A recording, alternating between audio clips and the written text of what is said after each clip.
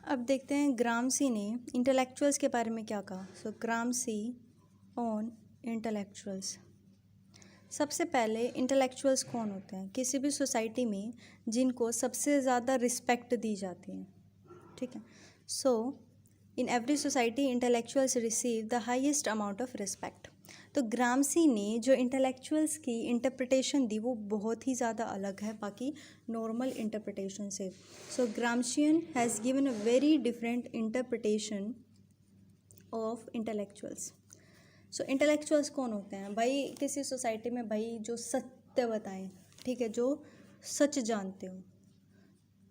Traditionally जब हम बात करते हैं इंटेलेक्चुअल्स की, ठीक है, ये ग्रामसी का मानना नहीं है जो सच बताएं, वो मैं बता रही हूँ जनरली क्या होता है, ठीक है। So they are seeing that is those who could tell the truth in general, people who have acknowledged, generally बात कर रहे हैं। So in general people who have acknowledged accomplishment in arts, literature, science,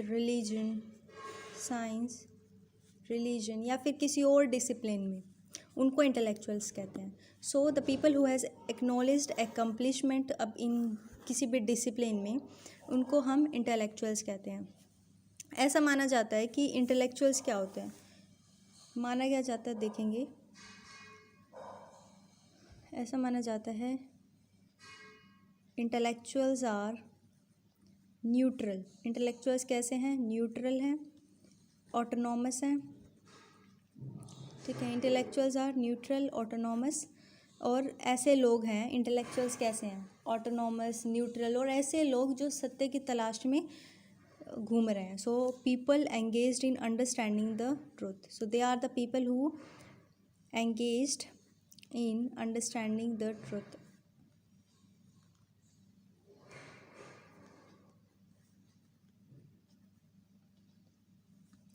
but अब Gramsci का view देखते हैं। ये हमने देखा नॉर्मली जो इंटेलेक्चुअल्स के ऊपर व्यू होता है। अब ग्रामसी क्या कहता है, अब ग्रामसी के खुद के वर्ड्स में हम जानेंगे कि ग्रामसी इंटेलेक्चुअल्स के बारे में क्या कहते हैं।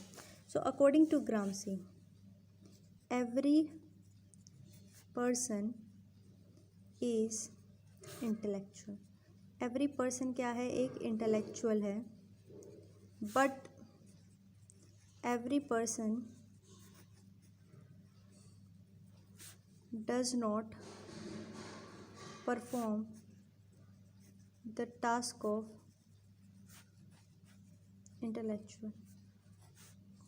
हर इंसान एक इंटेलेक्चुअल है बट हर इंसान इंटेलेक्चुअल का टास्क परफॉर्म नहीं करता है, ठीक है। इसका मतलब क्या है, every person is an intellectual, क्योंकि इस लाइन का मतलब देखेंगे, every person is an intellectual.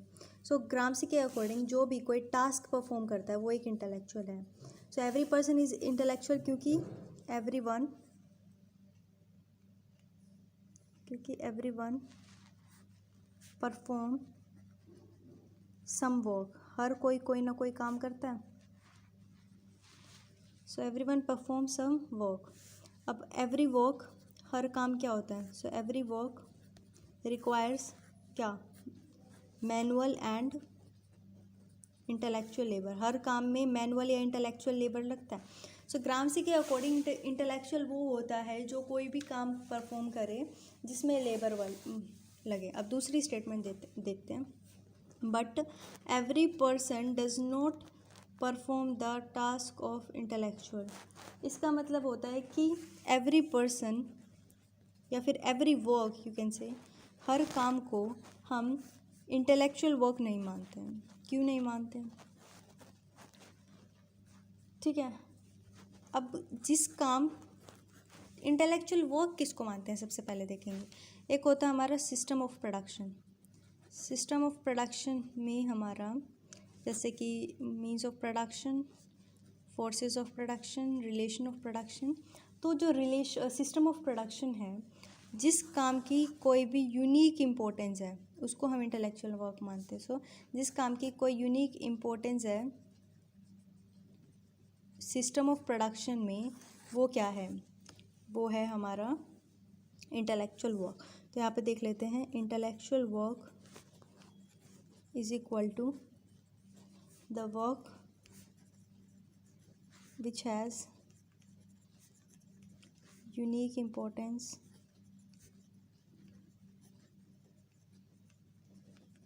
in system of production. अब इससे हमें क्या पता चलता है कि इंटेलेक्चुअल्स का मेन वर्क क्या होगा। So what are the main work of an intellectuals. Intellectual का मेन काम क्या है? Maintenance of the system.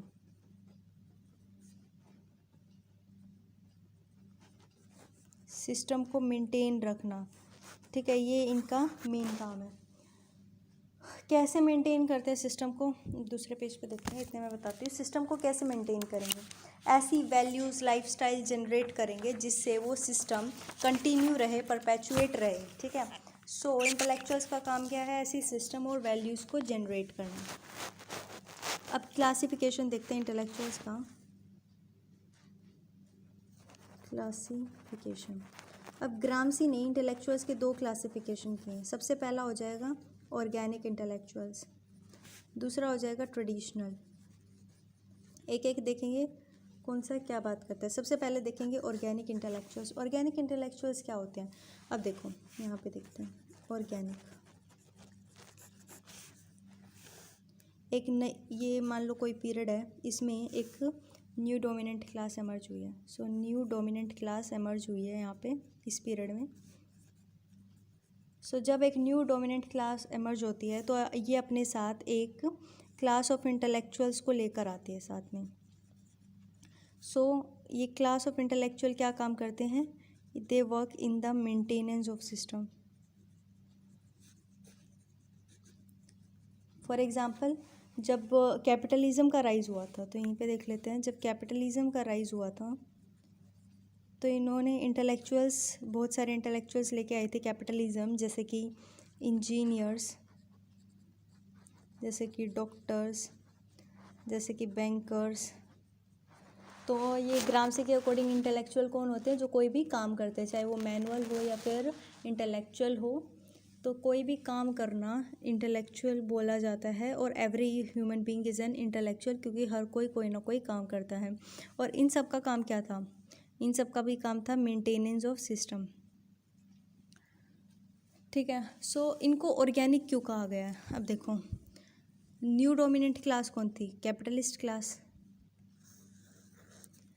So they are organically linked to the capitalist class या फिर डोमिनेंट क्लास। तो ये क्या थे? ऑर्गेनिकली लिंक्ड हैं टू द डोमिनेंट क्लास। मतलब इनका जो वेलबींग है इंटेलेक्चुअल्स का, मतलब इन लोग का, इनका वेलबींग किस चीज़ पे डिपेंड करता है? इनका वेलबींग डिपेंड करता है डोमिनेंट क्लास पे। सो इनका वेलबींग डोमिनेंट क्लास पे डिपेंड करता है। अब सिस्टम मेंटेन करने के लिए ये हमने देखा कि इंटेलेक्चुअल्स क्या करते हैं? सिस्टम को मेंटेन करते हैं, मेंटेनेंस ऑफ सिस्टम का काम करते हैं। तो सिस्टम मेंटेन करने के लिए क्या करते हैं? They create culture of capitalism.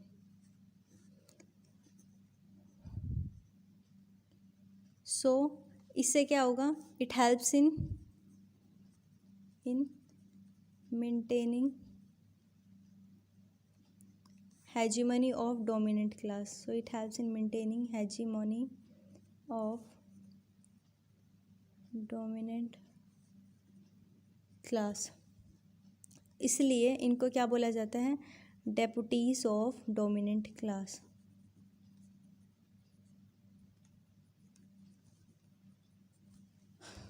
अब देखो दूसरा क्वेश्चन यहाँ पे अराइज होता है। ये हमने देख लिया कि कैसे ऑर्गेनिक इंटेलेक्चुअल्स बने और कैसे कैपिटलिज्म का सिस्टम मेंटेन रहा। अब वर्कर्स को क्या करना चाहिए? So what workers should do, ठीक है। दूसरी चीज़, उनकी स्ट्रैटेजी क्या होनी चाहिए? सो वर्कर्स की स्ट्रैटेजी और वर्कर्स को क्या करना चाहिए और कैसे करना चाहिए, ये अब हम देखेंगे। सो अब कैपिटलिज्म की क्या स्ट्रैटेजी है ये हमने पढ़ ली, और इस वजह से अपनी स्ट्रेटजी का यूज़ करके कैपिटलिस्ट क्लास डोमिनेंट हो गई है, ठीक है, और अपना सिस्टम मेंटेन कर पा रहे हैं। तो workers should also adopt the same strategy. भाई सेम इस स्ट्रेटजी काम कर रही है तो वही स्ट्रेटजी अपनाओ ना। So they should learn from capitalist, capitalist से सीखो। एंड कैपिटलिस्ट से सीखना क्या है, how to maintain their dominance, और उसी स्ट्रेटेजी को अपनाओ। अब देखते हैं कैपिटलिस्ट अपनी डोमिनेंस को कैसे मेंटेन करते हैं। सो हाउ कैपिटलिस्ट, वही तो सीखना है, फिर देखेंगे वो क्या सीखेंगे। So how capitalist maintain their dominance, कैसे मेंटेन करते हैं। क्या फिजिकल फोर्स काफ़ी है? नो, फिजिकल फोर्स यूज़ करेंगे but not enough. So not only physical force, economic force काफ़ी है? No. So economic force they may be using but not enough. So not just by physical force, not just by economic force, but by manufacturing consent. ये है main चीज़।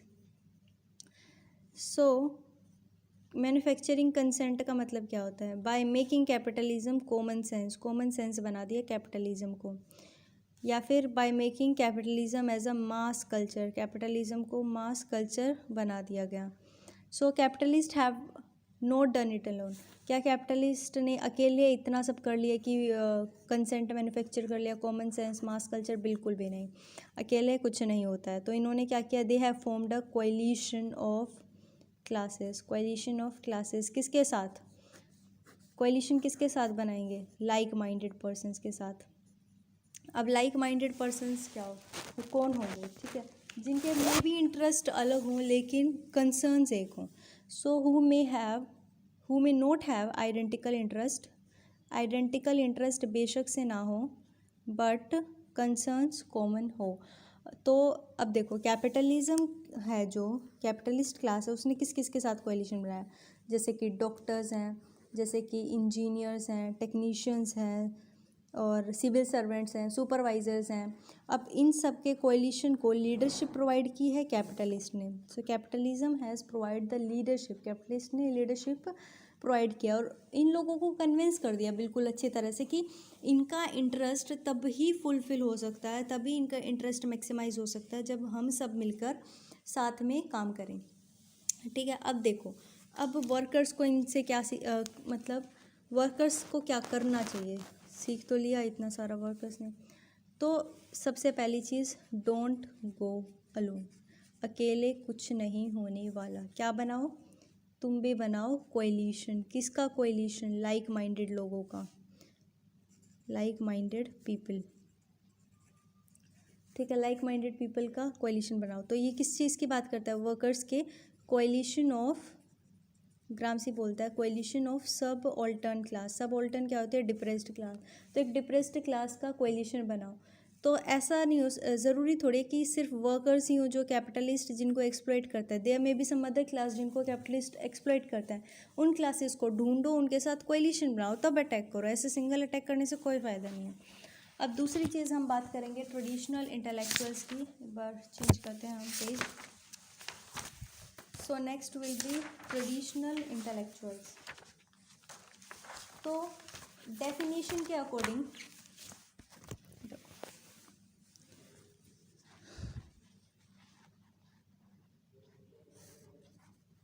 ये एक time था जब एक dominant class आई थी, जैसे हमने लास्ट स्लाइड में देखा था, और इसके साथ नए इंटेलेक्चुअल्स आए थे। अब देखो, इस क्लास के आने से पहले भी कुछ इंटेलेक्चुअल्स होंगे, तो इस क्लास के आने से पहले जो भी इंटेलेक्चुअल्स थे वो ट्रेडिशनल इंटेलेक्चुअल्स थे। यहाँ के बाद जो भी इंटेलेक्चुअल्स हुए वो हो गए ऑर्गेनिक।